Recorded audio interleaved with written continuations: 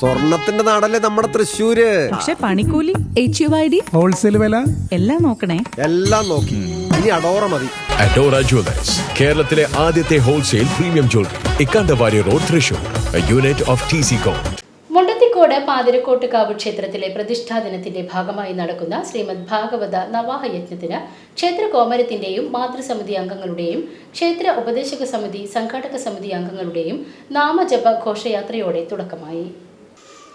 കല്ലടി ശ്രീധർമ്മശാസ്ത്ര ക്ഷേത്രത്തിൽ നിന്നും ക്ഷേത്ര കോമരം വാസുദേവൻ മാരാത്ത് മാതൃസമിതി അംഗങ്ങളുടെയും ക്ഷേത്ര ഉപദേശക സമിതി സംഘാടക സമിതി അംഗങ്ങളുടെയും നാമജപ ഘോഷയാത്രയോടെയാണ് നവാഹയജ്ഞത്തിന് തുടക്കമായത്. യജ്ഞവേദിയിൽ എത്തിച്ചേർന്ന വിശിഷ്ട വ്യക്തികളുടെയും ഭക്തജനങ്ങളുടെയും നിറസാന്നിധ്യത്തിൽ ദേവസ്വം ബോർഡ് സെക്രട്ടറി ബിന്ദു ഭദ്രദീപം കൊളുത്തി ഉദ്ഘാടനം നിർവഹിച്ചു. ക്ഷേത്ര ഉപദേശക സമിതി പ്രസിഡന്റ് രാമകൃഷ്ണൻ അധ്യക്ഷത വഹിച്ചു. സംഘാടക സമിതി കൺവീനർ നന്ദകുമാർ സ്വാഗതം ആശംസിച്ചു. യജ്ഞാചാര്യൻ ബ്രഹ്മശ്രീ നിഖിലാനന്ദ സരസ്വതി സ്വാമികൾ ഭാഗവത പാരായണത്തിന്റെ മഹത്വത്തെക്കുറിച്ച് കുട്ടികളെയും യുവതലമുറയെയും ബോധവാന്മാരാക്കണമെന്ന് സദസ്സിലുള്ളവരെ വളരെ ലളിതമായ രീതിയിൽ ഉപദേശിച്ചു.